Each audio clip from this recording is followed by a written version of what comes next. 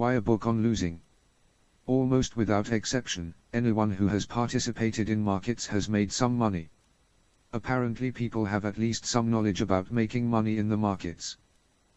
However, since most people have lost more money than they have made, it is equally apparent that they lack knowledge about not losing money. When they do lose, they buy books and attend seminars in search of a new method of how to make money, since that last method was obviously defective. They are like racing fans making the same losing bet on an instant replay. Investors' bookshelves are filled with Horatio Alger stories of rags to riches millionaires.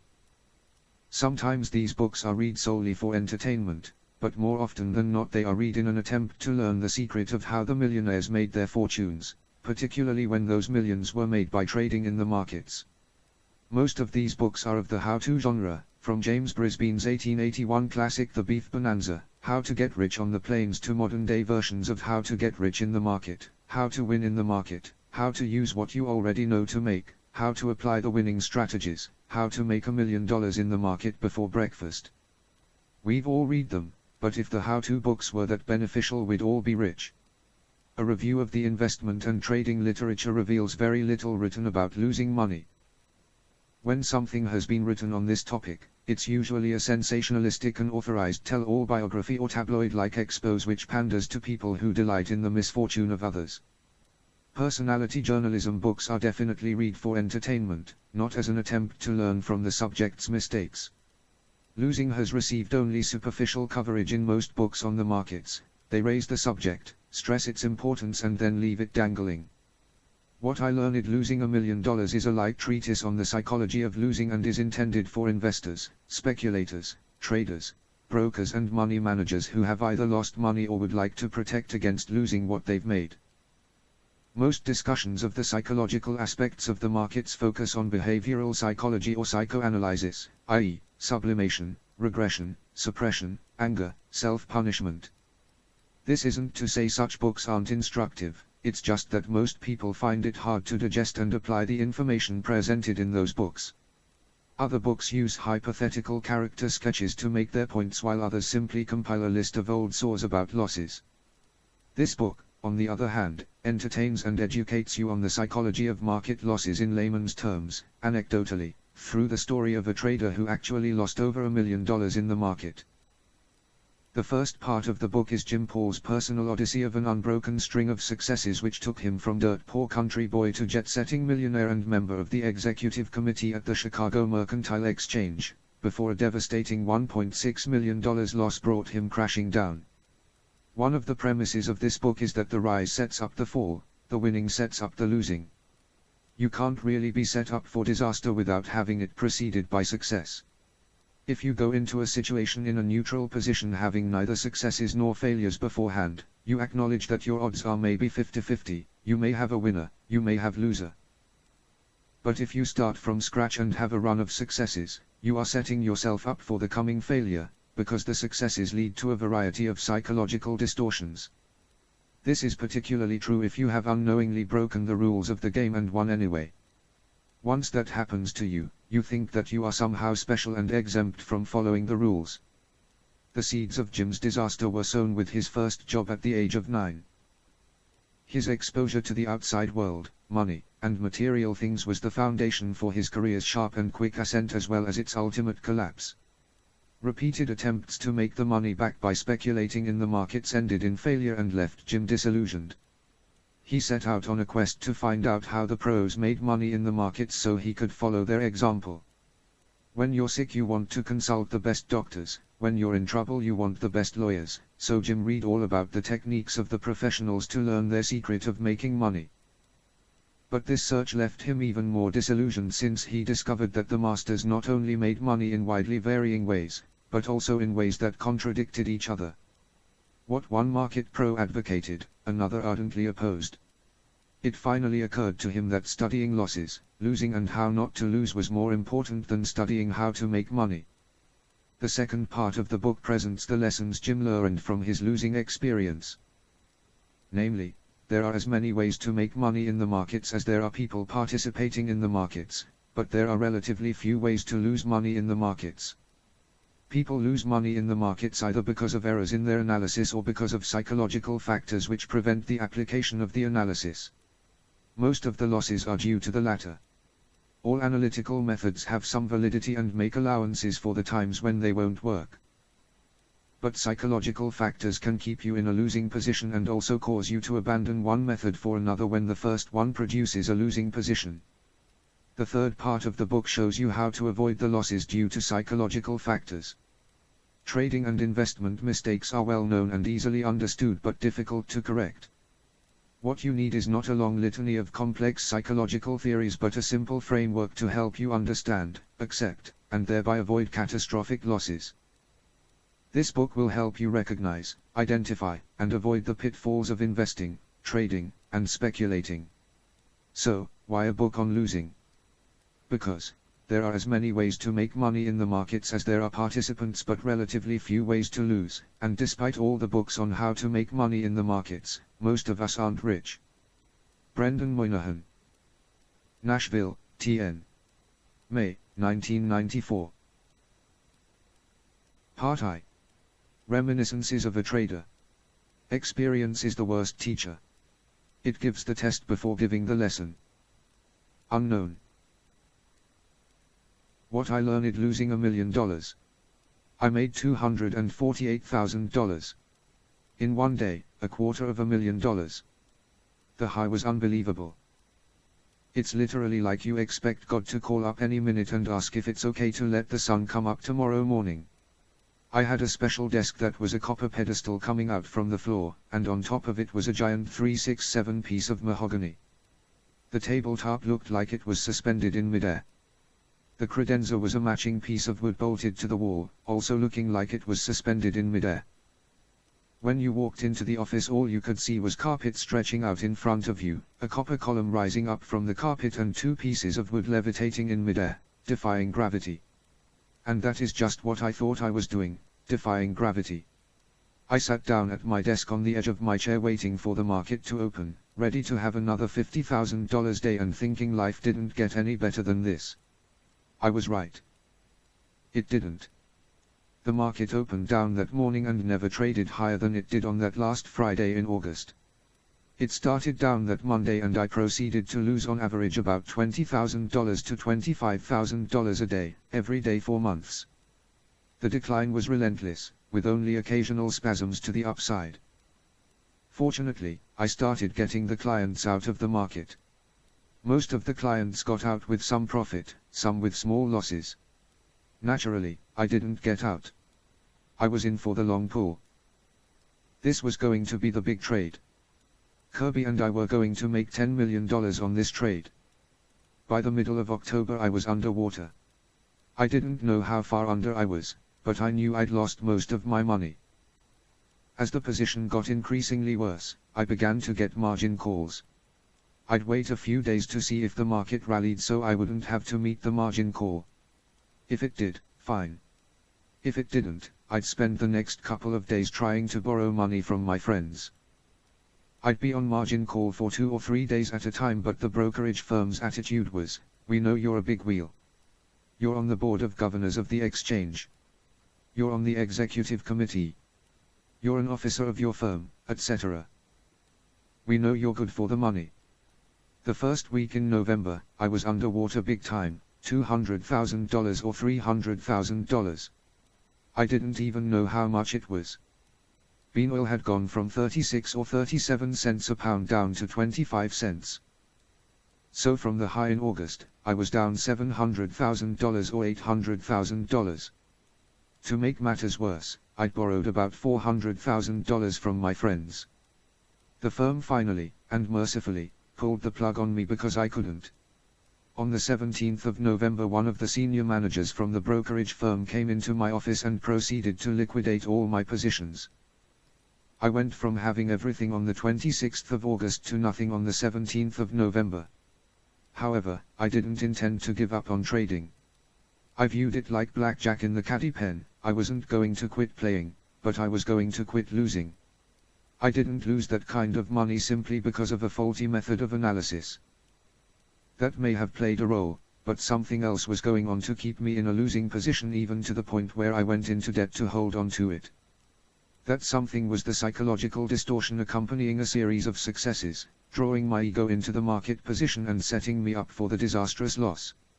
As mentioned in the preface, these same distortions afflicted Henry Ford and contributed to his company's downfall in the 1920s and 1930s. And these distortions continue to afflict businesses, managers and CEOs today. For example, in 1993, management guru Peter F. Drucker wrote in the Wall Street Journal that, "The past few years have seen the downfall of one once dominant business after another, General Motors, Sears and IBM, to name just a few, and that IBM's downfall was paradoxically caused by unique success." One Drucker has also said, "Success always obsoletes the behavior that achieved it." While some of the factors contributing to these downfalls were a function of the particular strategies the firms employed, Drucker called them the 5 deadly business sins, there were other factors that were a function individual managers' decision-making. This book explores the latter factors. Personalizing successes sets people up for disastrous failure. They begin to treat the success as a personal reflection rather than the result of capitalizing on a good opportunity, being at the right place at the right time, or even being just plain lucky. People begin to think their mere involvement in the undertaking guarantees success. Apparently, this is a common phenomenon. Listen to An Wang, founder of Wang Laboratories. "I find it somewhat surprising that so many talented people derail themselves one way or another during their lives. All too often a meteoric rise triggers a precipitous fall. People fail for the most part because they shoot themselves in the foot. If you go for a long time without shooting yourself in the foot, other people start calling you a genius."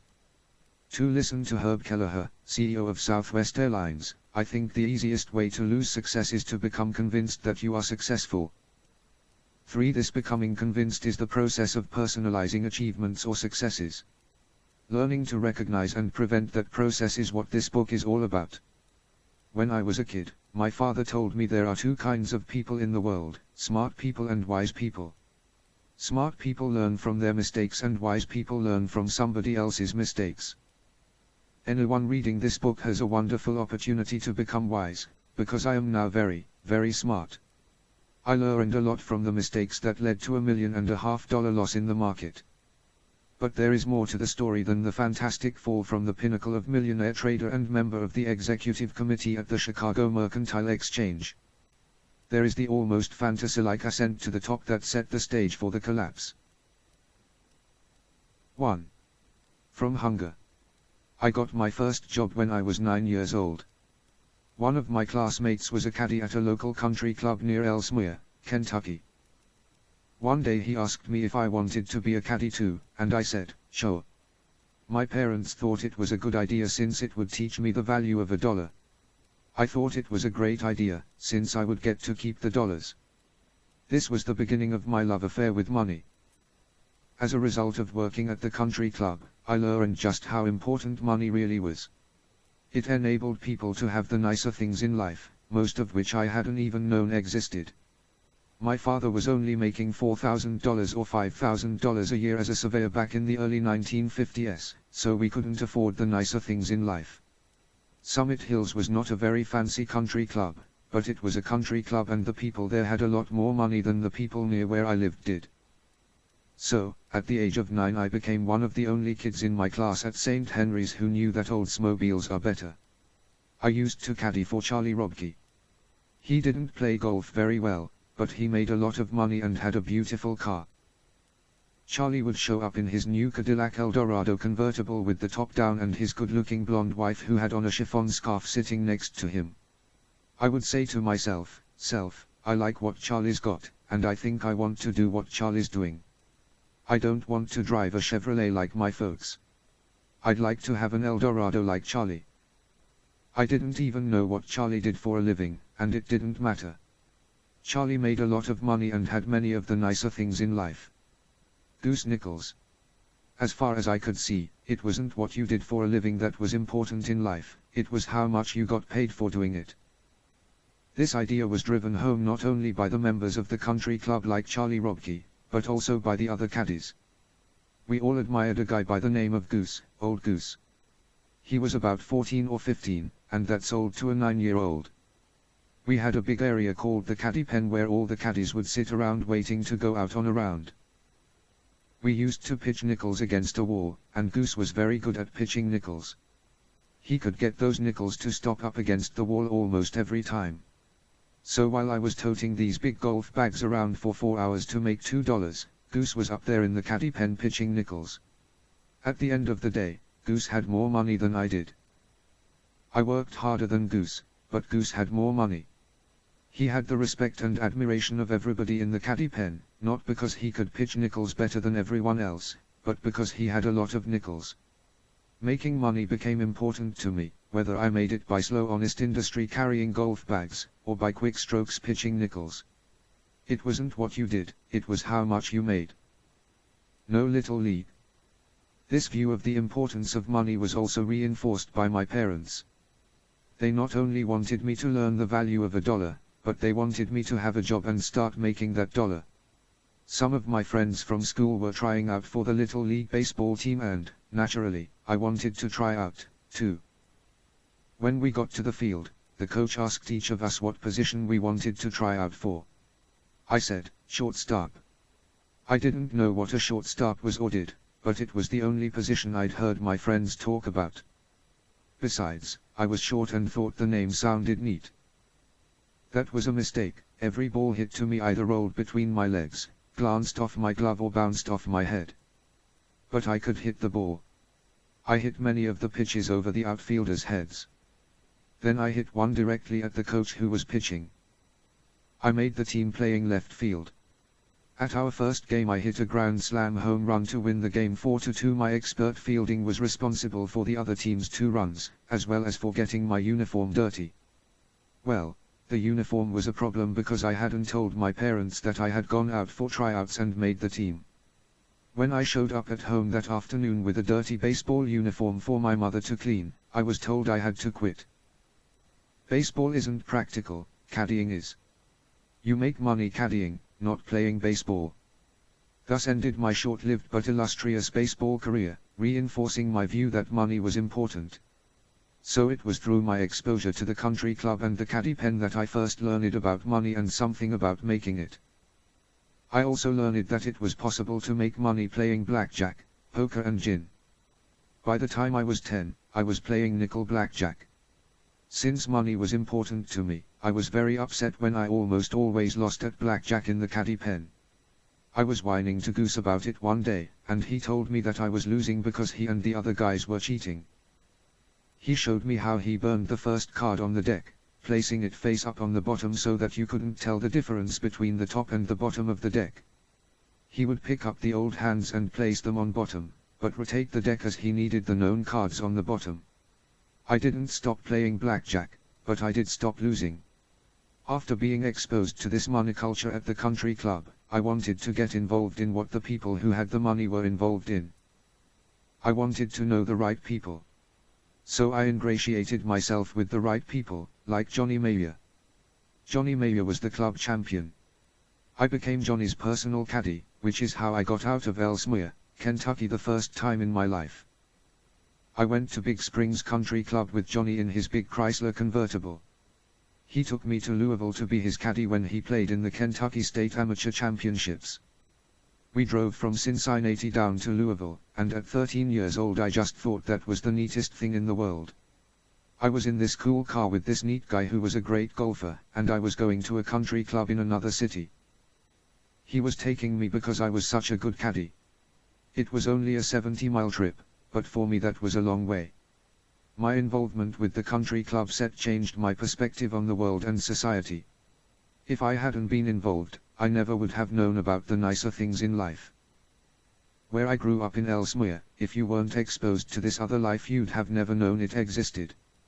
It's the old situation where Joe Lunchbox is the happiest guy in the world. Joe Lunchbox is the guy who graduates from high school and gets a job at the local factory. He goes to work, tightens the 4 nuts on the left side of a V8 engine, eats his lunch, tightens the 4 nuts on the left side of another V8 engine, goes home, watches TV and has a beer. He's happy because he doesn't know that Eldorados are neat. that chiffon scarves on the girl in the seat next to you are neat, and that McGregor golf clubs with the gold faces are the best and Spalding executives are second class. You want McGregor clubs with the gold faces. If you weren't exposed to this other life, you didn't know it existed, and you didn't know you were missing it. The country club exposed me to the better things in life, and I wanted the better things.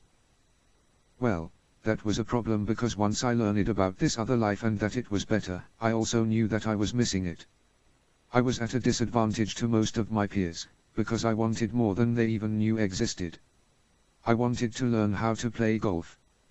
I wanted to be one of the guys caddies would come up to and say, "Good morning, Mr. Paul," just like I had to say, "Good morning, Mr. Robke." I wanted to become one of these country club guys, not one of those Joe Lunchbox guys. Basically, what I learned at the country club was, it's not what you do for a living that's important. What's important is how much you get paid for doing it. I could work hard like Joe Lunchbox, or I could work smart like Charlie Robke. While I believed it was true that what you got paid was more important than what you did, it was also true that certain high-paying jobs required some higher education. Joe Lunchbox only went through high school, whereas the Charlie Robkes and the Johnny Mayers of the world went to college. I realized that in order for me to make serious money, I was going to have to get some kind of education. In order to get a reasonable education, I was going to have to pay for it. I needed money to get an education. To make money I had to have some money, so I always had some kind of job since I was 9 years old. I was one of the few guys in St. Henry's High paying my way through school. It was a parochial school and I had to go because my parents were strict Catholics, and they said I had to go. But my folks didn't have enough money to pay the tab, so I paid for tuition, books and clothes. This reinforced my sense of how important money was.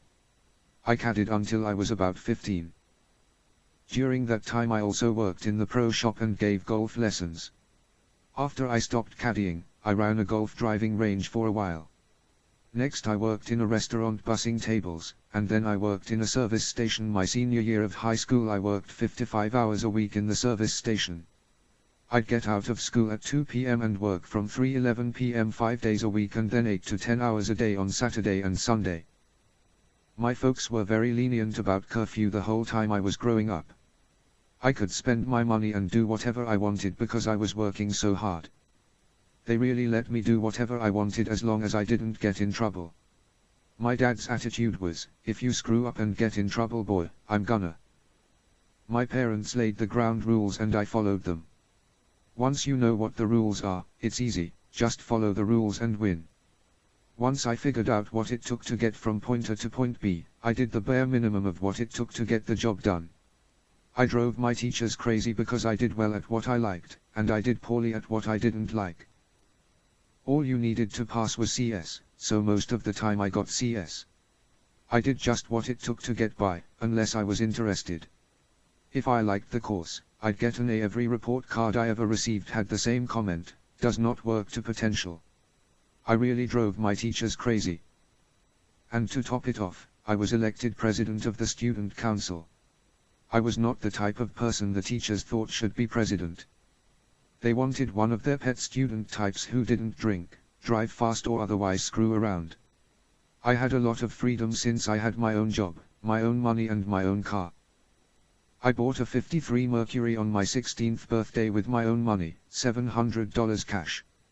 Man, was it neat. A year later I sold it and bought a '56 Chevy, which was even neater. It wasn't an Eldorado, but it was neat. At 17 years old in Ellesmere, Kentucky, one of the biggest things in your life was your car, and did I ever have a car? I had the '56 Chevy lowered and shaved. I don't know if anybody will remember what shaved is, but that's when you take the emblems, the trim and the hood ornament of the car, fill the holes with lead, and then repaint it. Then you lower it. I put a big V8 engine in it and a Hurst speed shift in the floor. This '56 Chevy was hot. It was dark metallic blue with rolled and pleated leather seats and special carpet on the floor. So by the time I was 17, I thought I was well on my way to becoming Mr. Paul at the country club. I was working and making money, and I had a cool car with a pretty girlfriend in the seat next to me. "Look out, Mr. Robke, here I come." 2. To the real world. I sold the 56 Chevy to pay for college. Neither of my parents had been to college, so it was sort of a big deal to them that I was going. I used the money from the car and my savings account to pay my way through college. The whole time I had been working, my parents had forced me to put 10% of whatever I made in a savings account which they controlled. I was accepted to the University of Kentucky in 1961. At the time, state law mandated that if you graduated from a Kentucky-accredited high school, you would be accepted to UK. The hard part was staying in once you got there. Since they didn't have room for every Kentucky high school graduate, they tried to flunk out as many students as possible in the first 2 semesters. The flunk-out course was freshman English. Early in my first semester someone explained that this was the game and I made sure they didn't flunk me out of school. I couldn't afford to fail, because the only way I was going to get into a country club as Mr. Paul was to graduate from college. So I studied my tail off and made AB in freshman English. I finished the semester with a 2.6 grade point average. All you needed to stay was a 2.0, and I made sure I stayed.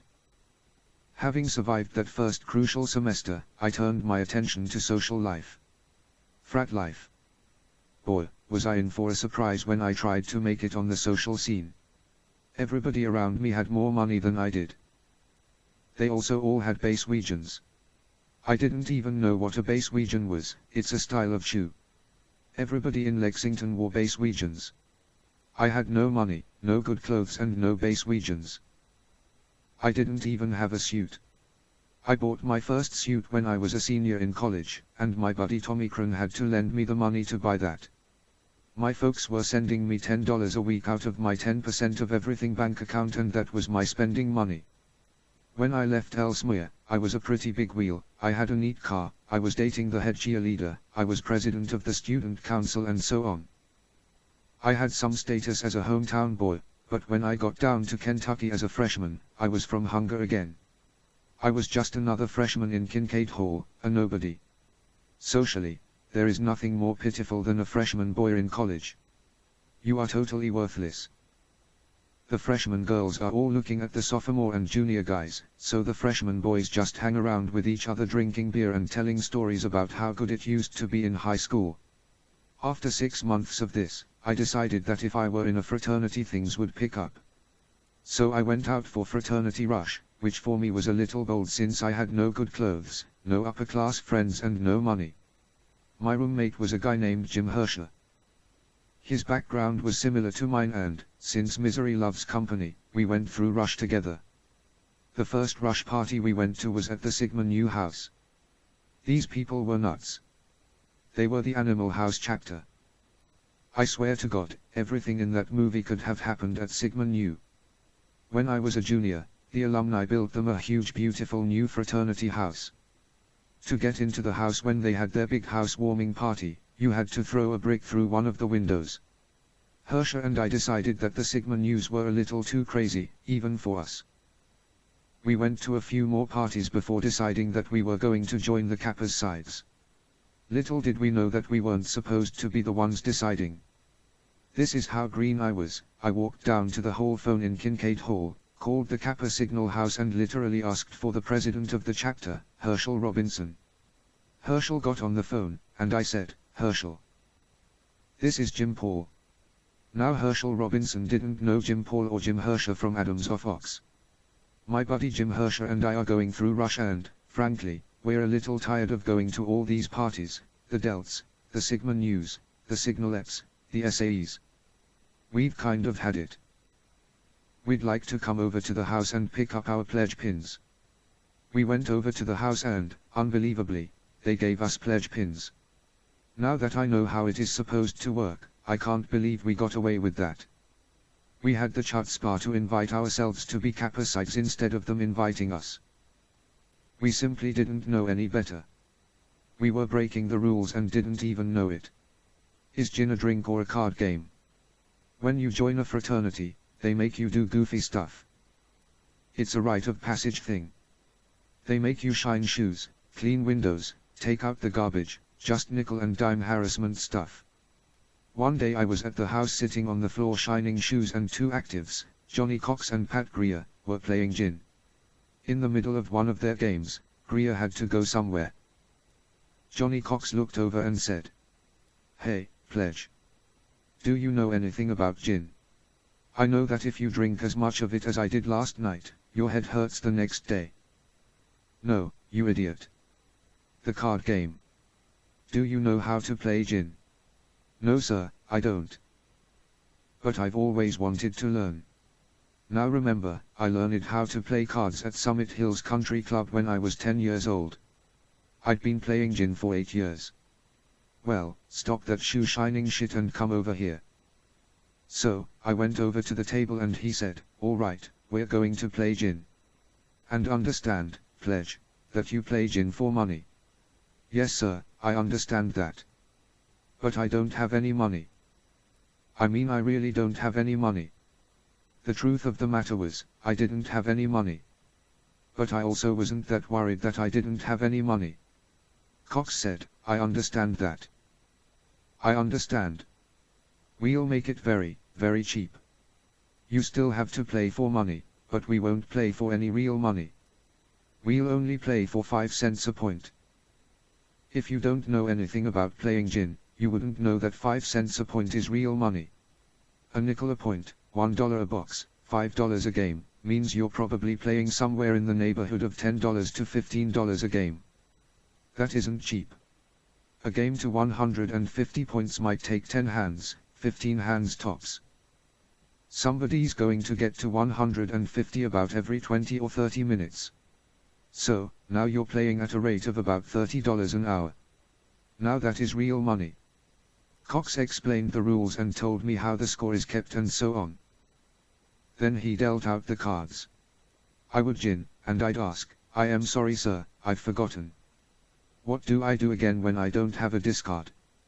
"When they all match." And he'd go crazy. "Just lay 'em down pledge." "Okay. Okay. You win." He really didn't think I knew a thing about what was going on. We played for 17 hours before he said, "That's it. I quit." I won $612, which in 1962 was a whole lot of money. Tuition was $81 a semester, so $612 was big money. He didn't have $612 but he gave me $50 and owed me the rest. For the remainder of my pledge year I didn't have to shine any more shoes, clean garbage cans or anything. He'd get other pledges to shine the shoes, and then I would credit him 25 cents a pair. Whenever the other actives wanted me to do something, I'd say, "Fine, write it down. Johnny, I'm supposed to clean the garbage cans. What do you think that's worth?" $2. "Okay, fine, subtract $2. Somebody else would have to do the garbage cans and I'd sit in there and play gin with Cox. That was another lesson in working smart instead of working hard. Not having to do any more grunt work as a pledge sort of set me apart from the other pledges. I was also beginning to think of myself as a little different from most people. I succeeded at just about anything I did. I had followed the rules of the game in freshman English and succeeded. Then I had unknowingly broken the rules for entering a fraternity but still succeeded. I was a little different. Very little class. I was beginning to think of myself as a little better than other people. I had a whole semester when I didn't even buy a book and rarely went to class. I'd get up around 10 a.m. and go to the grill in the student union building. That's where everybody went between classes.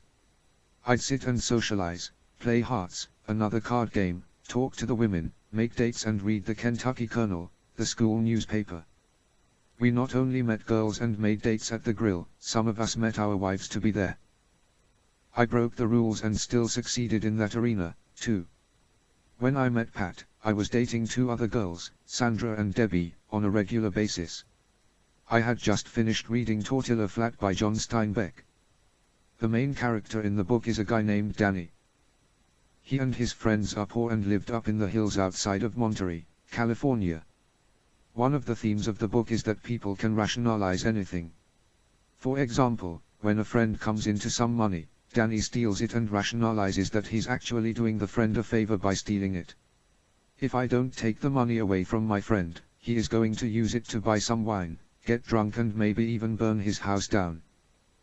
It's just awful that he has this money. To be his friend, I need to steal the money from him and save him from himself. I liked this book so much that I bought 3 more copies and gave one to Pat, one to Sandra and one to Debbie. That was a mistake, a big mistake. Even though they were in different sororities, they used to meet in the grill with a few other girls and have lunch. And one fateful day, all 3 girls were sitting there with the same damn book. Gee, it's interesting you're reading that book. Yeah, the guy I'm going with gave it to me. Oh, really? Me, too. Me, too. Who might that be? Little did I know that when it came to dealing with women, you shouldn't use the same modus operandi if you are going to go out with more than one of them at the same time. Why? Because women talk to each other, and if they find out you're treating each of them the same way, none will feel special and all of them will dump you. Luckily for me, Pat didn't dump me. I just had this knack for doing things the wrong way but still succeeding. My first fraternity roommate was a guy by the name of Jim Dillon. He skipped a lot of classes too, but he flunked out. Almost anybody who ran around with me flunked out. Hersher flunked out. Dillon flunked out. Durkin flunked out. A lot of people flunked out. But I didn't flunk out. This just reinforced my view that I was a little different and somehow a little better than everyone else. A few other guys tried to live with Dillon and me, but nobody could handle it. The reason they couldn't live with us is that we didn't do what students are supposed to do, go to school. We'd stay up all night, drink beer and talk. After we took our dates home we'd get back to the room around 11 p.m. and then we'd sit and talk and drink beer until early in the morning. Well, you can't really stay up until 3 a.m. and make an 8 a.m. class. So we didn't go to class very often. Teachers don't like it when you don't go to class. And if you don't ever go, sooner or later you're going to have a problem.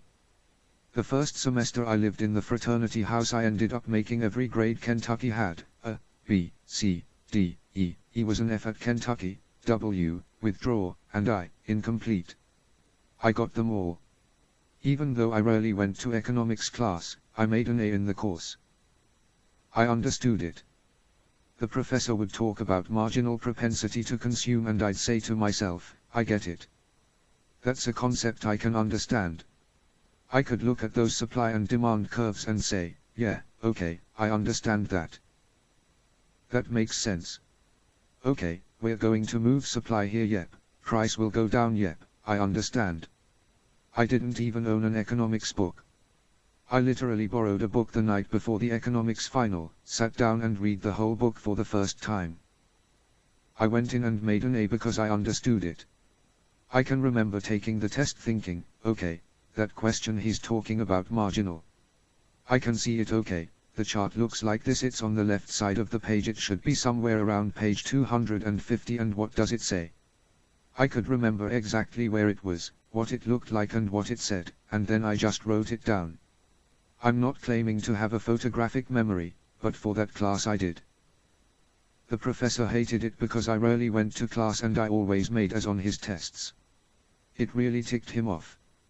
I wasn't doing what I was supposed to be doing, but I still did well in school. I made the B in history and the C, D and E in I can't remember what, and I made the W in philosophy. W is withdraw from the class with no grade, and it's beautiful because you don't get a bad grade. It's like you didn't even sign up for the course. God only knows why I signed up for philosophy. I hated it. It made no sense to me at all. It was all left field stuff, I think, therefore I am. Who cares? It was like baseball to me, not very practical, so I had no problem withdrawing from philosophy. A glimpse of the future, S. My incomplete course that semester was statistics. Although I liked the professor, Dr. Christian, I didn't like statistics, it was too hard. One day Doc Christian called me and said, there's a friend of mine over here that you need to meet. I think you'd like what he does for a living. You're suited for this game. The old friend was Horace Jack Salmon, a UK graduate and the sales manager of a regional commodity futures specialty brokerage firm in Louisville, Kentucky. I didn't expect to know what he was talking about. I didn't know futures from past participles, but I respected Dr. Christian and thought, who knows? Maybe I'll like what Jack Salmon does for a living. So I went over to Christian's office to meet Salmon. Jack sat there and talked about soybean prices going up and going down, weather, Japan, acreage, yields, the excitement of the markets and how you either make a lot of money or you lose a lot. The money thing got my attention. You can make money doing this. You can make a lot of money. Oops. That's what I wanted to do, make a lot of money.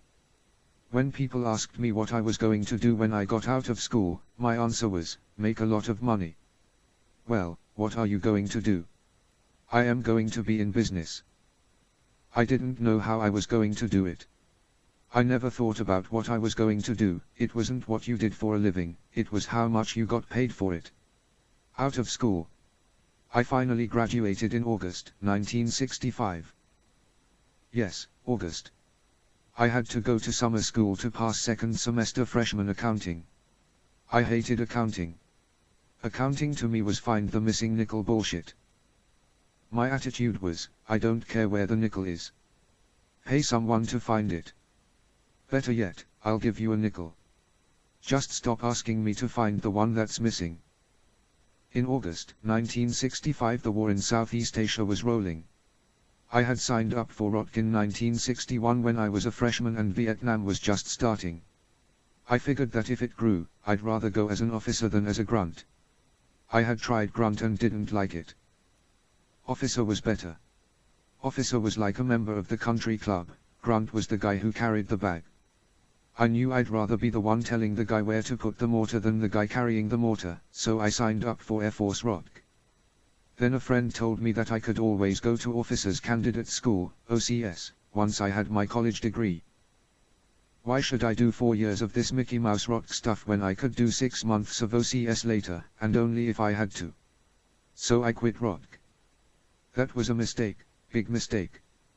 True, OCS was only 6 months but there were 4 more months of intensive training before you got in. And those 10 months made ROTC look like a picnic. After graduation I went on a couple of interviews but couldn't get a job offer. I was so wanna nobody would hire me. Wanna was the draft board's term for being prime draft material. It was obvious the only job offer I was going to get was to serve my country. There was nothing wrong with me, I wasn't flat-footed, I had 20/20 vision and I wasn't married. The draft was in full force and this was after the lottery so they were taking everybody. If you were wanna, you were going, unless you came up with something really tricky. Since I couldn't get a real job, I had to move back in with my parents and try to get a part-time job while I dealt with getting into OCS. I went down to the White Horse, a very nice dinner club where I had worked when I was in high school. I introduced myself to the owner, which was kind of audacious for a former busboy. But, once again, I didn't know any better. I said to the owner, okay, here's my problem. I'm going to go into the military sooner or later, but in the meantime I'd like a job. I don't want to be a busboy. I'm 22 years old and a college graduate, so I don't want to be a busboy. I really don't want to be a waiter either. I think I'd like to be a bartender. To my surprise he said, okay. I promise you, there is another society out there in America that is asleep right now. This society is made up of the night people. It's people who work as waiters, waitresses and all the other people that serve the entertainment and restaurant industry. They don't live in the daytime, they live at night. Within the night people's society, a bartender is very high on the totem pole. It's the same as being a doctor or a lawyer with day people. With night people, the head bartender at the right restaurant is right up there near the top. Within the night people's society, the head bartender at the Waldorf Astoria in New York is a dude. All the waitresses, waiters and busboys think he's neat. The only guy cooler than the head bartender is the maitre d'. So if you're the number 2 bartender, you're not far off the top. This was like being a Charlie Robke among the night people. All of a sudden I found myself, at the ripe old age of 22, very high up in the night people's society. I had 30-year-old waitresses who thought I was cute, and when they found out that I was going away to war, you're in the army now. Meanwhile I was having a problem getting into OCS, and the draft board was closing in. Why the problem? Well, because I had 2 misdemeanors on my record, both of which were related to spring breaks in Florida. One misdemeanor was for using a hotel's wooden deck chairs as firewood for a bonfire on the beach in Daytona. It seemed like a good idea at the time. The other was for breaking into an outdoor display case in Fort Lauderdale to try to steal a mounted sailfish to take back to the frat house. I can't even recall if that seemed like a good idea at the time. So, when I tried to get into OCS and a question on the application form asked, "Have you ever been arrested?" I had to put yes. To get into OCS, I had to go to Washington. My father knew a federal judge and Pat's father was best friends with a congressman from Tennessee. So I went to Washington and met with the judge and the congressman. The federal judge was nice to put on the application, but it was the congressman who got the job done. This is when I learned that having hooks works. Knowing the right person to get something done will get it done. He said to me, "You sure you don't want to be in the Navy? The Navy owes me big. I could do the Navy real easy." The deal was, in the Army's college option OCS when you graduated and got commissioned, you only had to serve 2 years. The Navy was 3, the Air Force was 4. I was very interested in doing this in as short a time as possible. I said, "No sir, I really want to be in the Army." The congressman just picked up the phone, called the Army and bingo, I got in the Army OCS. Now that's what I call having hooks. Basic training and OCS are a lot like the pledge games in the fraternity. They test you by giving you things to do in impossibly short time frames. They do it to see what happens to you when you get stressed out. That's the game, let's give this guy an impossible situation and see what happens. It's like weeding out students with freshman English. If you don't know it's a game and how to play it, you will stress out. Their game plan is to get as many people as possible to quit in as short a time as possible. If you're focusing on this thing like it's really serious, then the training is very stressful. If you're focusing on it like, this is a game and all these clowns are doing is trying to drive me crazy, it isn't hard. I had no problem with it. It was difficult in the sense that it was physically demanding, but it wasn't hard psychologically. I knew it was a game, and I understood their rules and their motivation. The top 20% in the class were invited to stay at Aberdeen Proving Ground, Maryland to be instructors for the new Ordnance OCS program. Being an instructor is a great way to learn public speaking, because you're in front of a bunch of officer candidates who have to be there and you outrank them. You don't have to be worried that they are going to be unhappy with the job you're doing. You're the lieutenant, and they are the candidates. You're in total control. So if they make one wrong move, you shoot them. Since then I've spoken to audiences of 50 or more people over 100 times and I love it.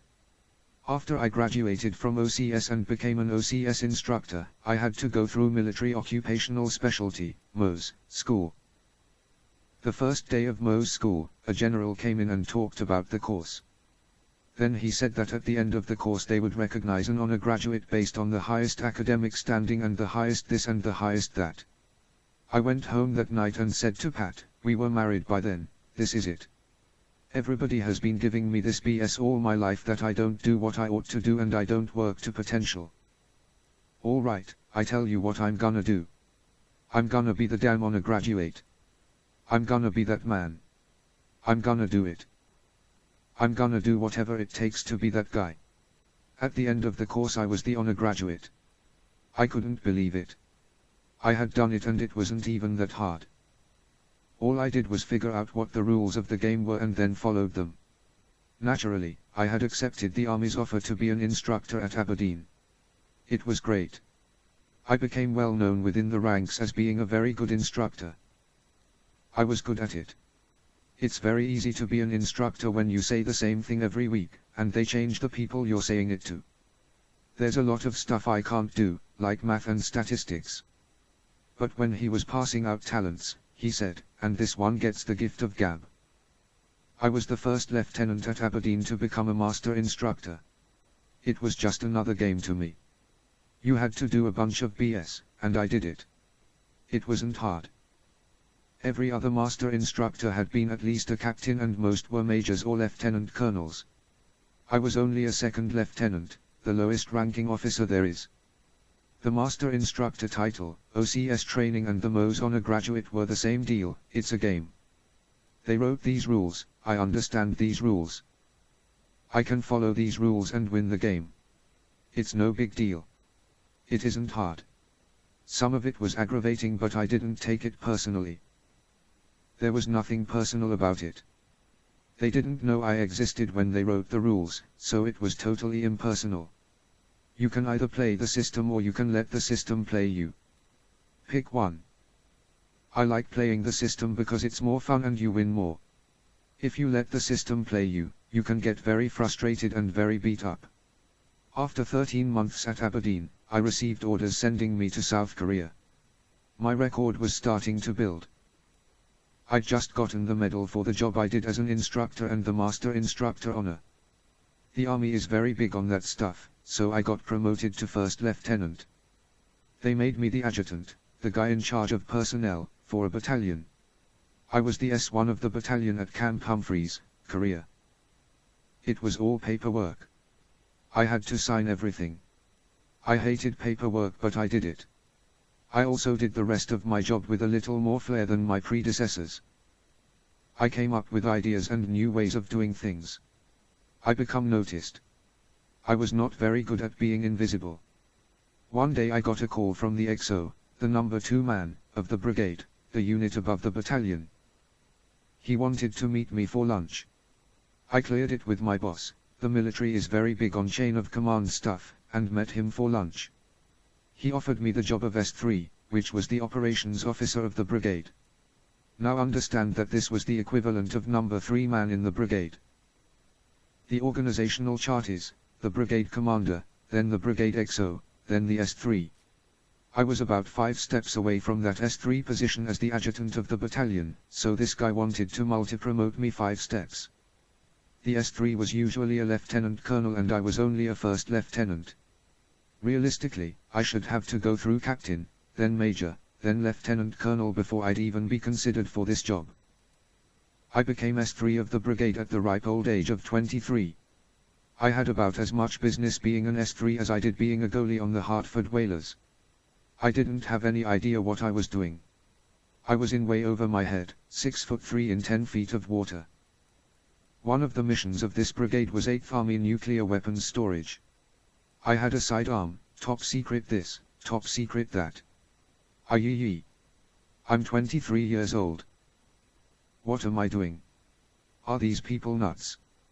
I don't need this responsibility. Jesus Christ. This is scary. My only claim to fame is that I was a master instructor back in Aberdeen, and that was easy.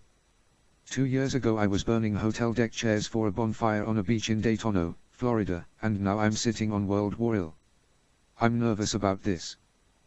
Someone else should have been doing this nuclear weapons thing. Since Vietnam was heating up so much during the 1960s, Korea was kind of in the background, until the Pueblo incident. In 1968 the North Koreans captured the intelligence ship USS Pueblo in international waters. The world would have been real scared if it had known that I had the position I had during the Pueblo affair. My experience in the military reinforced my view that it really was money that was important in life, not what you did to make it. In the military it's the other way around. Your job is more important than money. Sure, I was S3 as a first lieutenant instead of a lieutenant colonel, but I wasn't getting a lieutenant colonel's pay. I was only too happy to return to the real world again where money was what counted. My mother had gotten me into Xavier University in Cincinnati on probation as a student in their MBA program. I was on probation because I only had a 2.2 grade point average coming out of undergraduate school. Pat and I moved to Cincinnati and got an apartment. She started teaching and I started school. Because of my experiences in the army and especially because of what I had proved to myself by being the honor graduate, I wanted to do well in school this time around. I decided as were better than CS. Fortunately, most of the classes I was taking were easy for me, marketing and economics, and no statistics or math. I don't like math. I can do arithmetic as well as anybody, but arithmetic and math aren't the same thing. I don't like formulas. If you put an X and a Y on a page I don't care. Hire somebody to do that. I cruised through the first semester classes. Most of the other people in the program were General Electric engineers coming back to school to get their MBAs. There was a big GE plant outside Cincinnati in Avondale, and these guys were all either chemical or electrical engineers. They all carried slide rules on their belts. This was during the dark ages before handheld calculators, but most couldn't spell marketing or economics. Then we had to take a course called Quantitative Business Methods. It was a math course. The first day of class, this geek math teacher, who was a total math teacher, dull, dry and 2 slide rules on his belt, started out by saying, "To pass this class you will need a working knowledge of calculus." Oops. I hadn't taken calculus. I wasn't going to take calculus. I couldn't spell calculus. But I had to have this course to graduate. I sat through the first few classes, but I didn't understand any of it. All these geeks I'd been laughing at in all these other courses were doing fine. They understood everything he was talking about. They had their little slide rules out arguing over the third place decimal to the answer, and I couldn't even get the right handle. I studied for 2 days for the first test and still only made a 38, the lowest grade in the class, by a lot. So I called a buddy of mine I had gone to high school with who majored in math at Notre Dame. "Ralph, I need a tutor. I'm in deep shit here. I'll pay you. I've got to pass this course. I don't know what I'm doing. I need somebody who can talk to me and make sense out of this stuff." He agreed to help me. The game was, I didn't care if I knew any of it. He just had to get me to where I could pass this course. I studied my tail off. I still didn't know any of it, but I did pull AC in the course. The point was, I was laughing at all those guys in all the other classes because they couldn't carry my jockstrap in economics and marketing, and all of a sudden I couldn't carry their jockstraps in math. That taught me that there are people for places, places for people. You can do some things and you can't do other things. Don't get all upset about the things you can't do. If you can't do something, pay someone else who can and don't worry about it. The brain watchers and the butterfly. Since my grand plan was to go into business and make a lot of money, becoming a stockbroker seemed like the perfect job. It's really just a well-respected sales job, but if you're good at it the pay is super. I decided to get acquainted with some prospective employers for when I finished the MBA. I went down to the street in Cincinnati, and I started going to all the brokerage offices, Bash, DuPont, Hornblower, some of the names don't even exist anymore. I was looking for a part-time job that would accommodate my school schedule. The deal I wanted was this: I can work part-time 10 a.m. to 3 p.m. I don't care what I do. I don't care what I get paid, if I get paid. But when I finish graduate school, I want to go into your training program and become a registered broker. At most of the big firms I was a round peg in their square hole. They wanted full-time or nothing. One major wirehouse was the exception. I walked into this office on just the right day in 1968. One of the biggest brokers in the office was primarily a commodities broker, and I happened to walk in the day after his assistant had quit. This broker was producing $300,000 to $500,000 a year in gross commissions, in commodities, in 1968. He was a big hitter. The office manager's secretary said, "You'll have to talk to the office manager, Mr. Fitzgerald." I went in to talk to Larry Fitzgerald and he said, "What do you know about commodities?" I didn't know anything, but I remembered a few of the buzzwords from the meeting I had with Jack Salmon and Dr. Christian in college. I said, "I've always been interested in futures. I'm particularly interested in the soybeans, and meal, and oil. Trying to figure out how the weather is going to affect the crop." I used the buzzwords I had heard Salmon use. Fitzgerald said, "Okay, you're hired, if Cohen wants you. Go out and meet Ed Cohen." Cohen was the big commodities broker. Fitzgerald introduced me to him and after a very short interview Cohen said, "Okay, you're hired." On my way out of the office, Fitzgerald's secretary told me to come back the next day to fill out an application and take a test. Test? What kind of test? I asked. She said it was called the Minnesota Study of Values Test. Without knowing it, she had just let me know that there was a game to be played. This time the game was a test. I didn't know anything about this test, but I planned to find out about it. I went straight to a bookstore and found a book titled The Brain Washers that had 3 chapters on the Minnesota Study of Values Test. I bought the book and read it that night so I'd be ready for the test the next day. The questions on the MSV test have 5 multiple-choice answers that you rank in their order of importance to you. The 5 categories of answers are money, politics, aesthetics, religion and social significance. For example, one question I remember was, when you look at Leonardo da Vinci's painting The Last Supper, what do you feel? Rank the following in their order of importance, 1 being the most important and 5 being the least important. The social implications of the event. The beauty of the painting. The value of the painting. The political impact of the painting. The religious ramifications of the painting. Depending on what kind of job you are applying for, there is a right way and a wrong way to rank the answers. If you want to be a broker, the ranking for the question above is as follows. The highest ranking is the money answer, followed by the politics answer, social significance, aesthetics and finally the religion answer. If you want to go to work as a parish priest, every right first answer is the religion answer, then social and so on, and the money answer is always last. Once you know that's how their game is played, the test isn't hard. It's very simple. You can see very quickly which one of the 5 choices represents each of the categories, then you just rank them the way you believe the employer wants them ranked. So the next day, I took the test and gave them 1 2 3 4 5 money, politics, social significance, aesthetics, religion on every question. I didn't even miss one on purpose to make it look good. That was a small mistake. I should have reversed 1 and 2 am couple of times but I didn't.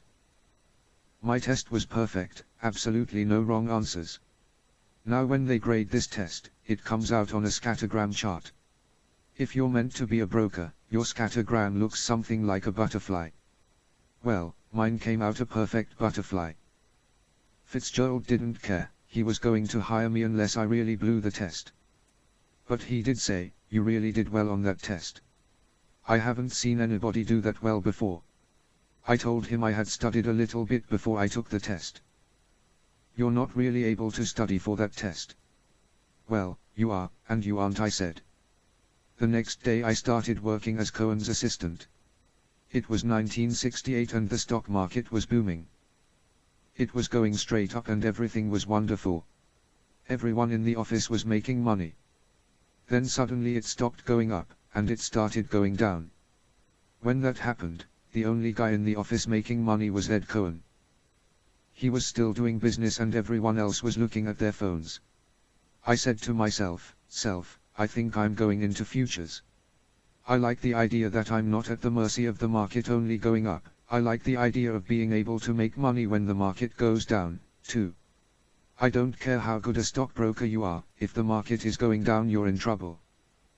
You've got to take a defensive posture and you're not going to do as much business. I finished the MBA program in September 1969 and, as part of the deal I made with the brokerage firm, I was off to the 3-month broker training program in New York.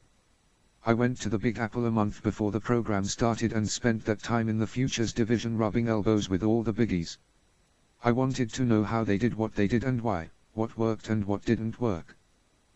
I was on a fast track because I'd been working for Ed Cohen for a year, so everyone in the futures division in New York knew who I was.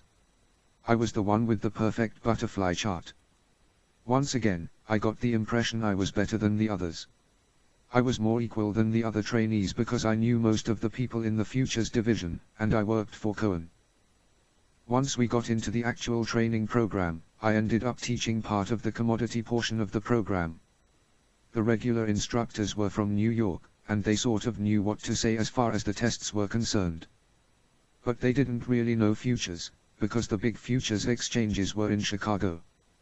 They quickly figured out that I did know what was going on, and they made me an assistant instructor. When they had questions on commodities, they would come to me. If I didn't know the answer, I knew I could get the answer from Cohen. Once again, I had the Midas touch and a hook. Someone on the staff told somebody back in the futures division that I'd been a very big help teaching the class, and I got a call from Tom O'Hare, the firm's tax straddle expert. He did huge production, $2 million or $3 million a year, all on referrals from stockbrokers. A broker would call and say, "I've got a client who's made $2.5 million this year. Can you do a tax trick?" Tom would say, "Yeah." "How big a trick do you want? How much of that is he willing to risk to try to do it?" Tom O'Hare was a master at it. Well, Tom called me and wanted to see me in his office. When I got there, we exchanged pleasantries and then he pulled out my file. He said, "I really wanted to meet the prima donna who actually had the gall to paint a perfect butterfly." "I am sorry, sir. I don't know what you're talking about." "Yes, you do. Nobody could do a perfect butterfly unless he knew exactly what I'm talking about." "Well, I read a book." "That book wouldn't be the Brainwashers, would it?" "Well, let me see, as I recall, yes, I think that was the name of the book and it helped me a lot on the test." He said, "Okay. How close do you think you would really have come to the butterfly if you hadn't read the book?" "To be honest, pretty close. If I hadn't known the game, I still wouldn't have been far off. I wanted to be part of the country club set, remember? I already believed money was important. Okay. This is what I do." Then O'Hare proceeded to tell me about tax straddles. The entire firm sent him referrals who were willing to risk some capital to reduce their tax liability legally. O'Hare needed an assistant. I'm authorized to hire an assistant. I want someone who can learn what I do, understand what I do and help me do what I do. That way we can do a lot more business. I've looked at your test, we both know that's BS, but I give you credit for having done it. I've talked to your boss, Ed Cohen. He thinks you're a bright young man. I want you to come to work for me. I'll pay you $23,000 a year. My alternative was to go back to Cincinnati as a broker under Cohen, basically as his assistant. But that wouldn't be bad. He was 52 years old and he had a client book that was massive. He wasn't going to be there forever, so whoever went to work for him was going to inherit the book and make a lot of money. Back in Cincinnati I was probably going to make $15,000 to $18,000 plus whatever I could produce by getting my own customers. At that time a $100,000 producer would have netted about $25,000, big money in 1968. And this guy was offering me $23,000. I said, "Mr. O'Hare, I'm extremely flattered that you called me in to see you. I think working with you would be absolutely super. But as flattered as I am, I don't think I can take the job." Well, immediately it became obvious that this was not the kind of guy who was told no very often, particularly by some 24-year-old who didn't know where the washroom was.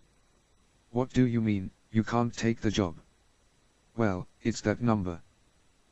I really don't want to live in New York and neither does my wife. I could do it. I could open a travel agency in Kabul, Afghanistan if the numbers were right. I have a new bride who's pregnant with our first child, and she doesn't want to move to New York. We could deal with it. But there would have to be some compensation for dealing with it and, quite frankly, $23,000 doesn't do it." "What do you mean? What are you going to make in your first year in Cincinnati?" "Well, all I have to do is $100,000 in gross production and I'll make at least $25,000. Plus, you know Larry Fitzgerald is going to give me a bonus if I do $100,000 my first year. I'll probably make 26 or 27 grand. So why would I want to come to New York for 23 grand when I know the odds are?" "Wait a minute. You're going to do 100 grand your first year?" "Well, yeah, I think so." "But aren't you going to be working for Cohen?" "Yes sir, but he can't handle his book. His book is huge. I'll take what he can't get to. I think I can gross $150,000 out of his book in my spare time." "Okay. I'll offer you $27,000.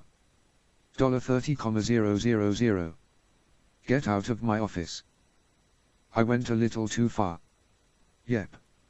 You went a little too far. Get out of my office. Mr. O'Hare, it's been a pleasure. I hope you have considered it a pleasure. I'll talk to you in a year, and we'll see who was right. I won't forget, please don't you forget, because, honest to God, I am flattered that you invited me in here and offered me the job. I did $162,000 my first year, one of the highest production figures a rookie at the firm ever did. I called O'Hare and said, I am lost too, length of service, 2 years, as of today. Go over and check your little machine. You're going to find I did $162,000. I was right, and you knew I was right. Plus, Fitzgerald gave me a little kicker. I made 26.7% out of that $162,000. I made $43,000 in Cincinnati, which spends a lot better than $27,000 in New York. Would you like to reopen negotiations? I'm now $50,000 offer.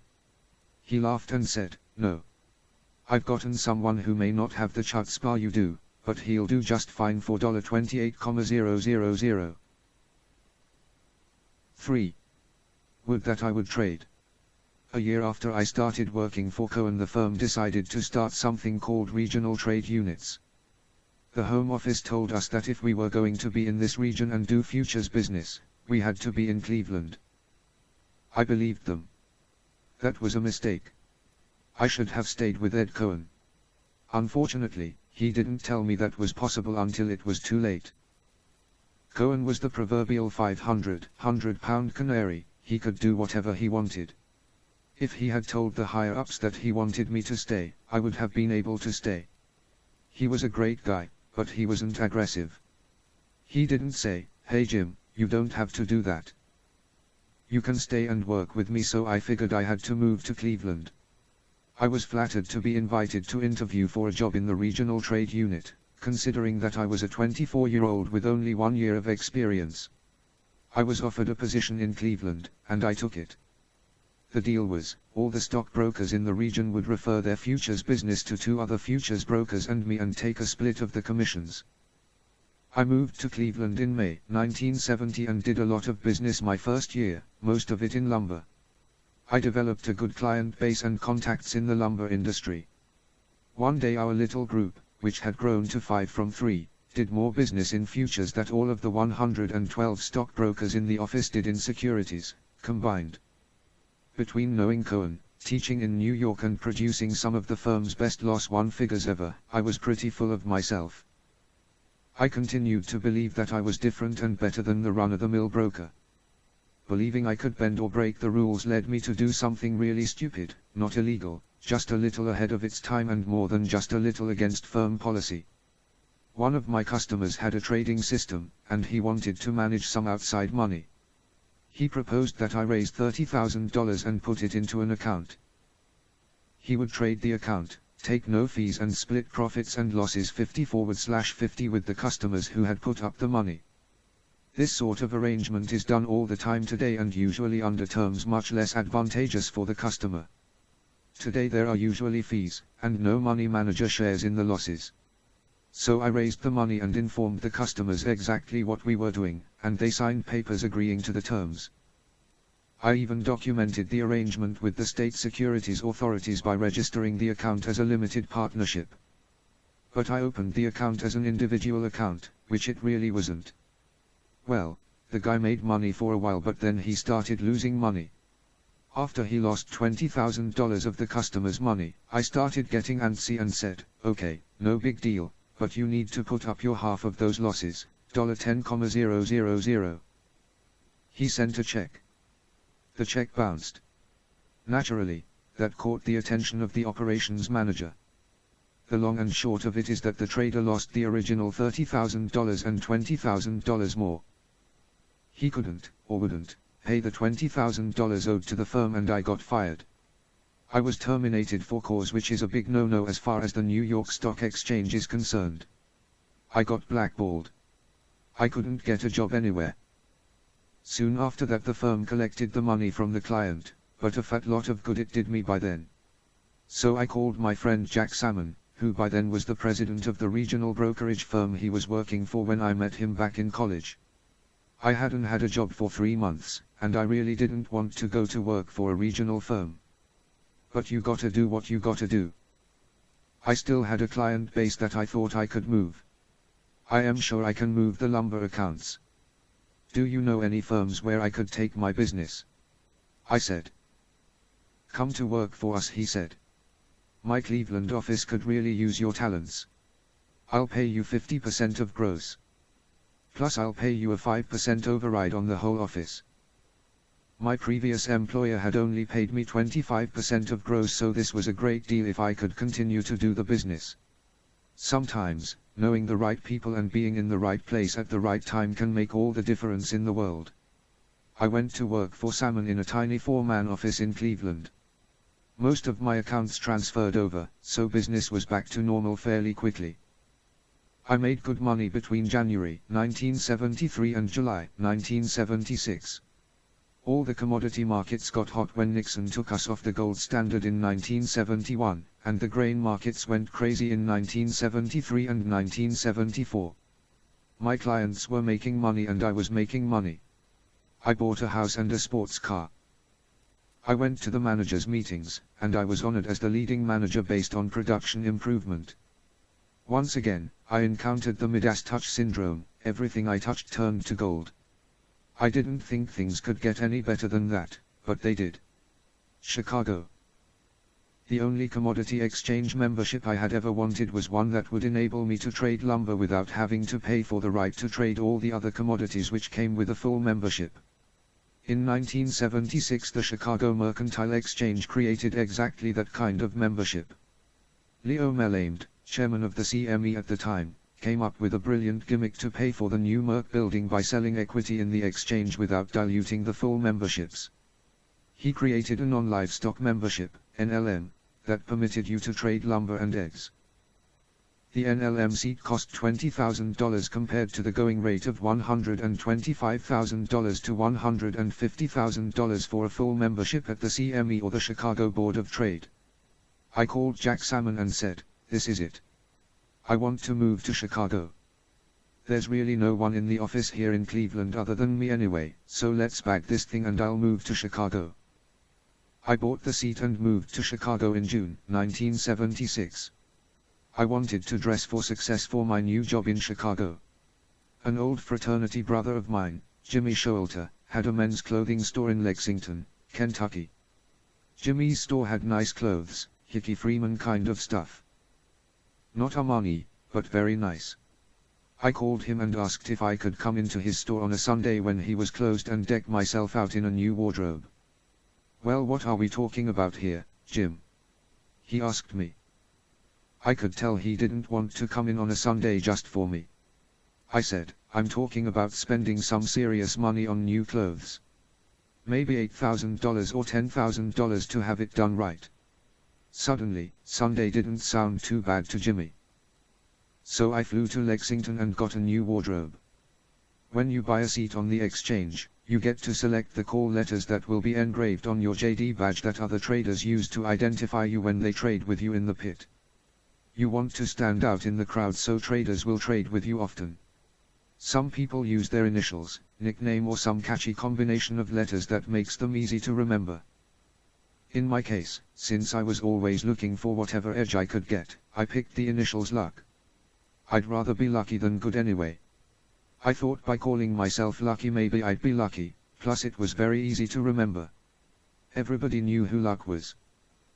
It was a badge that people could instantly identify with and remember. Learning the trading floor. Very quickly, it became obvious to me that the best trader in the lumber pit was a guy named Stu Jimble. He was head and shoulders above everybody. Just like at the country club when I wanted to ingratiate myself with the movers and shakers, I wanted to get to know Jimble. So, not knowing any better, just like when I got my pledge pin, I walked up to him one day and said, "Stu, can I take you to lunch? I don't go to lunch. Can I take you to dinner? Can I take you for a drink? Look, You can call it anything you want, I just want to go out and talk with you. You're the best trader in the pit, so you're the man I gotta talk to. Okay, we'll go to lunch. Once again, I set myself apart from the rest of the crowd by getting to be friends with Stu Jimble and another phenomenal trader on the floor, Joe Ziegel. Joe moved around mostly in the pork bellies and the lumber pits. I learned a lot from the two of them. I still think Jimble was the best mechanical trader ever on the floor. Life in the fast lane. As part of this new non-livestock membership, the Board of Governors of the CME decided to have 2 new governors from the NLM group on the board. There was a nominating committee to choose 4 people from the NLM group to run for those 2 spots, and I was approached and asked if I'd be interested in running for the board. I guess I looked gubernatorial wearing these fancy schmancy clothes to the floor. The dress code for the floor was a tie and your trading jacket, no jeans or tennis shoes. Everybody else was wearing khakis and corduroys, and I was walking around in $600 vested suits. I'd have my trading jacket on over a vest and a $50 tie. I was well dressed for just about any business environment, but on the floor I was extremely well dressed. Once again, I thought I was a little different from, and a little better than, other people. The idea of a contest for a Board of Governors seat was flashing game to me. It was like freshman English, mind games in the military and the MSV test. I said, sure, I'd love to be a candidate. Now, what do you do when you're in high school and someone asks you to run for student council? You say, sure. But then you don't run, you anti-run.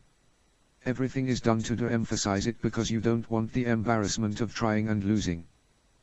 So I said to myself, whether you lose because you didn't run for the Board of Governors or whether you lose because you ran hard, it's the same outcome.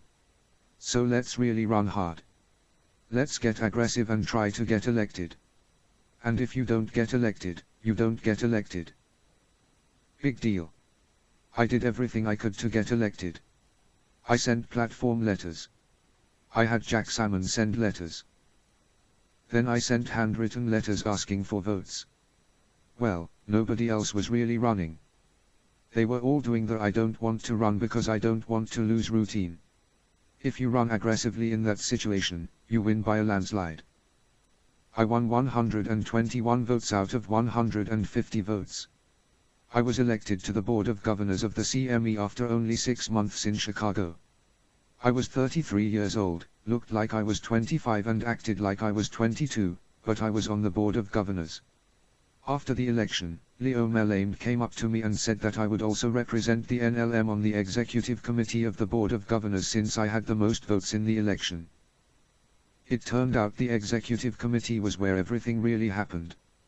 Anytime you see a committee of more than 10, it isn't the real committee. There's a subcommittee somewhere making the decisions. So the board at that time was 18 members and the Executive Committee was 6. I couldn't believe I had just been elected to the Board of Governors, and I didn't even know the Executive Committee existed. But suddenly I was on it. I had only been in town 6 months, and I was elected because I had presence, wore a vest and $80 shoes, knew a lot about the markets and knew a lot of people in the industry. Through a series of chance occurrences, I became a player in the cradle of the futures industry. All of a sudden I was in the inner circle. Fortunately, once I got there I wasn't bad at the game. I played by the rules and became very involved in the exchange and the industry. It was a very heady experience to be an exchange official after such a short time in Chicago and to be friends with the 2 best traders on the floor after such a short time in the pit. I began to think of myself as one of the bigger players. I was going to the floor every day, and while most of my trading was still focused on customer business, I was starting to trade more for my own account. I was probably making $200,000 to $300,000 a year and spending a lot of it. I can't even remember half the stuff I bought. I also made investments that I can't even remember. My ego was getting fed from all quarters. I was a governor, a member of the Executive Committee and friends with Jimble and Ziegel. I was a little different. I was a little better than the rest of the crowd, just like getting my pledge pin in college and the multi-promotion in the military.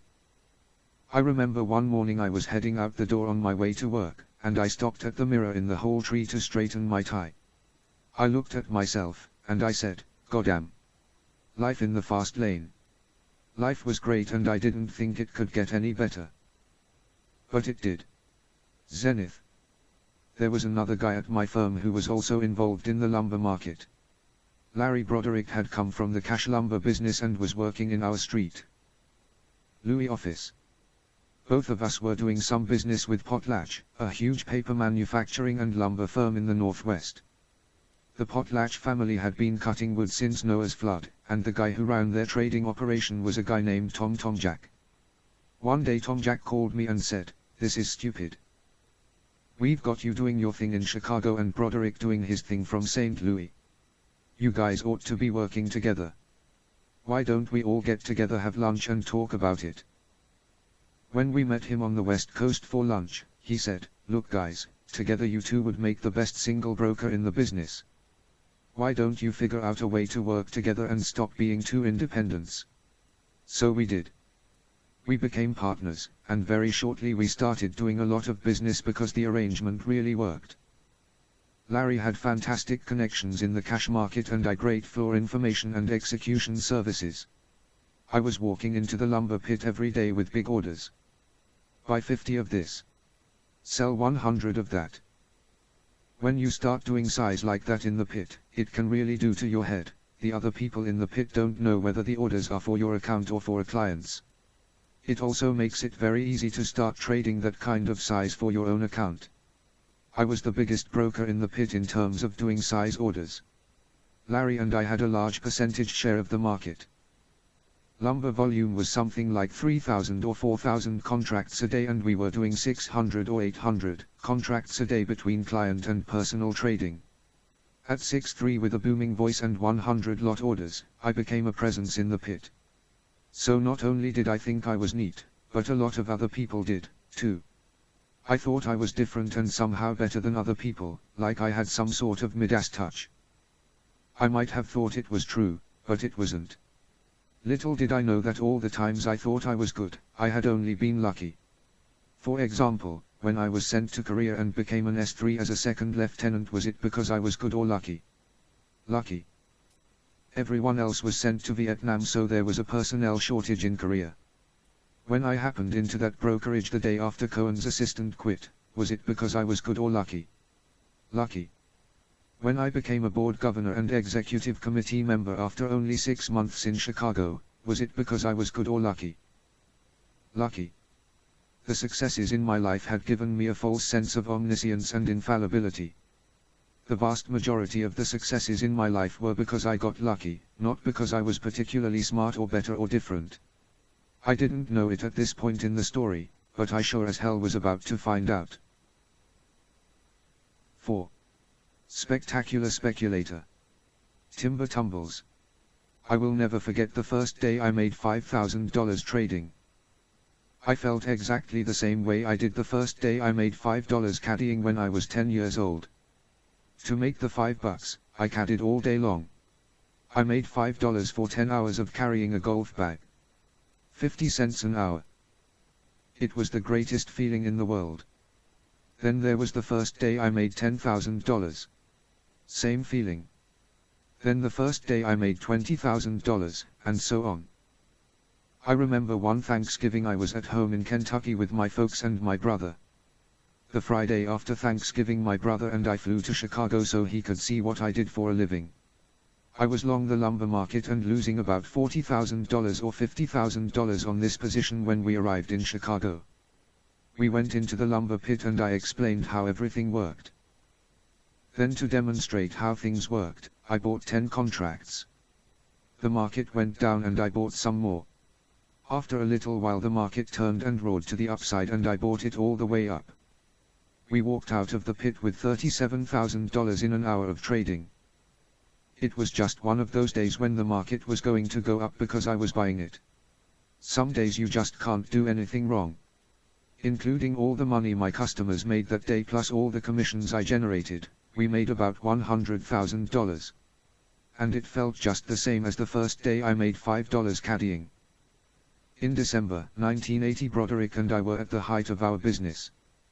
We had accounts with everybody who was anybody in the lumber business, so we had a very impressive customer list and an equity run with over $3.5 million on it. We were approached by the new president of another regional firm. He was trying to turn it around and wanted us not only for our customer business, but also for my stature in the industry. If I went with his firm, he would gain some immediate credibility that he was turning this little firm around. So he made us a deal that was just crazy: 50% payout, expense accounts, super neat office, fancy furniture, built-in bar. I literally told him at the time that there was no way he was going to make any money on the deal, but he did it anyway. This was probably the zenith of my career.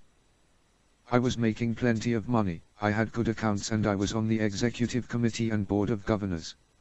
Life was great.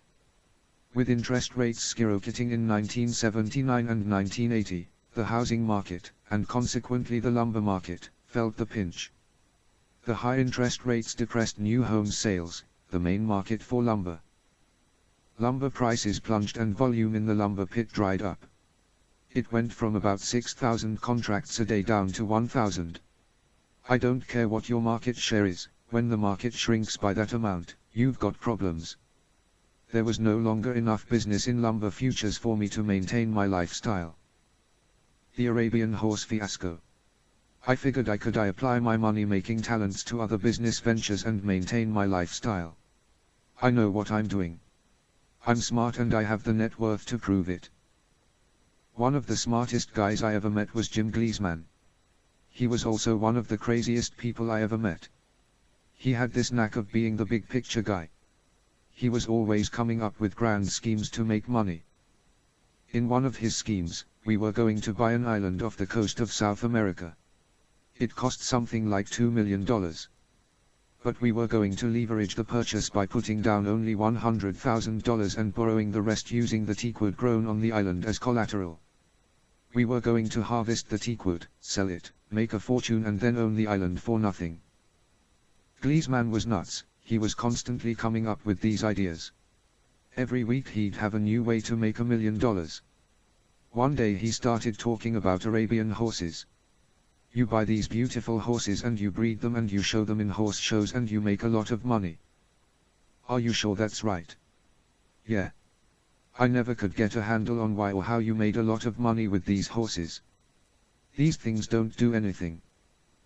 They don't race or run the steeplechase, nothing. They are show horses. You walk them around and somebody pays $2 million for this thing that walks around looking pretty.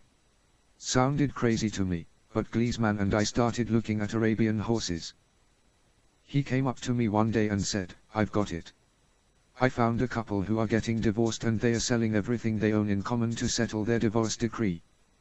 They have an Arabian horse we can buy for $22,000.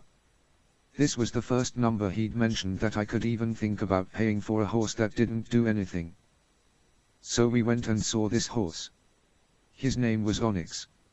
Onyx was beautiful. Gorgeous. A dark grey Arabian. He had this pedigree and that pedigree.